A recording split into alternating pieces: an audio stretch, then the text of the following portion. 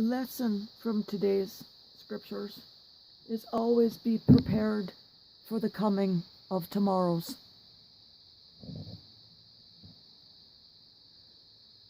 The prophet Amos was a shepherd in Judah who exercised his ministry during the reign of Jeroboam II, 786 to 746 BC. Amos is a prophet of divine judgment and the sovereignty of Yahweh in nature and history, which dominates his thoughts. But he was no innovator. His conservatism was in keeping with the whole prophetic tradition, calling the people back to the high moral and religious demands of Yahweh's revelation.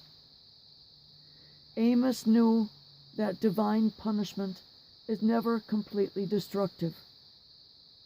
It is part of the hidden plan of God to bring salvation to all. The perversity of the human will may retard that salvation, but it can't totally frustrate the designs of this loving, forgiving, beneficent God. In our first reading, Amos is writing and speaking of the people of Samaria, living in their luxury, but who will be punished by exile.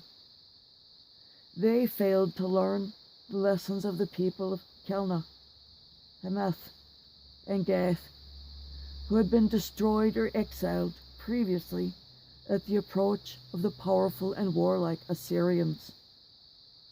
The moral of the story: don't lie about on your couches of luxury, being complacent and overconfident. Plan and prepare always for the future, both for your kingdom and for yourself. In our Gospel from Luke, the parable of the rich man and Lazarus. No, not that Lazarus, a different Lazarus. We again have the rich man in luxury, living only in and for today, making no physical, metaphysical, or spiritual preparations against a tomorrow that is inevitable. In contrast, we have poor Lazarus, in life with nothing but pain, sickness, and the indignities of the human condition. Starvation is not an easy death, as the body does cruel tricks upon you to steal what few calories or what little food you may get.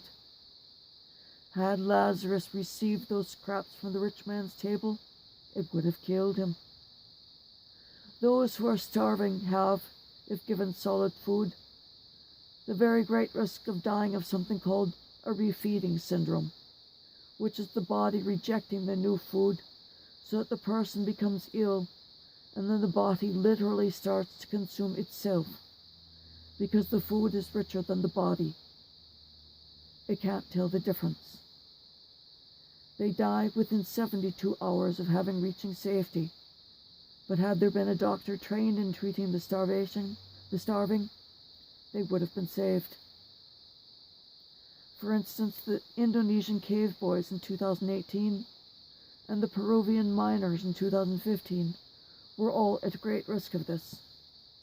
It is why their family members were all kept away from them for 2 full weeks, so that their favorite foods could not be slipped to them with love so that they could feast on them, because had they eaten even a single bite of those favorite foods, even though it was given to them with love, it would have killed them. Lazarus could not be saved through any means on earth, and joyfully entered the kingdom of God, in this place, the bosom of Abraham. But the rich man in his arrogance refused to accept his punishment in the netherworld, kept trying to order others to help him, still expecting others to wait upon him. And in his final demand, go warn my brothers so they don't end up here, it still belies arrogance and the lack of preparedness. If they won't listen to Moses and the prophets, neither will they be persuaded if someone returns from the dead, Abraham says. In other words, they are so arrogant so deep in their sin of luxury and self-indulgence that these brothers, these men, would not be turned from their ways by even Jesus the Christ himself when he comes into his glory. The Lord, when he was telling the story, knew what lay ahead. You, my friends, are already preparing for the tomorrow's inevitability. But have you all done what you can in this age to reduce the burden for your survivors when you go? For instance, have you written your plans out for your funeral so that those that left behind don't have to do it for you? They don't have to guess what you would like. Choose your funeral scriptures. You don't have to choose the funerary scriptures. You can choose the first reading, the second reading, and the gospel, which speak to your heart, which speak to your soul. And choose a psalm which has a message that's important to you. For instance, would you choose "Be not afraid" to be sung and to speak to your friends and your survivors? Or would you choose, for instance, "If today you hear his voice, harden not your hearts"? What would be the message you'd want to send? And also, at your death, if you want to be an organ or tissue donor, allowed by all Christian faiths and churches, a wish that you would want to be fulfilled without question, if medically feasible, you would need to complete a medically advanced directive or medical living will. File it with your doctor, your hospital, and carry a copy with you, especially when you go on holiday. This will ensure that all of your wishes are fulfilled. And finally, write a will. Update it periodically.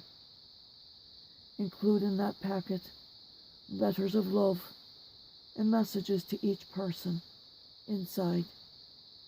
That way, you will be able to speak to all of them and tell them of your love. Tell them what you are feeling. Leave behind every thought you have, but also exactly how you wish everything to be done. So there's no questions, there's no fighting, there's no need for anyone to ever wonder, how will he or how would she want this to be done? That takes away the burden for all of your survivors. Plan for tomorrow. Live in today, but have all of the possible tomorrows for which we can prepared for and done. Jesus started preparing his apostles for his death at least 6 months in advance, so that they would be prepared for that tomorrow. Now go in peace. Prepare your hearts, your minds, bodies, spirits, and estates for tomorrow. I'm here for you always, if ever you need to talk.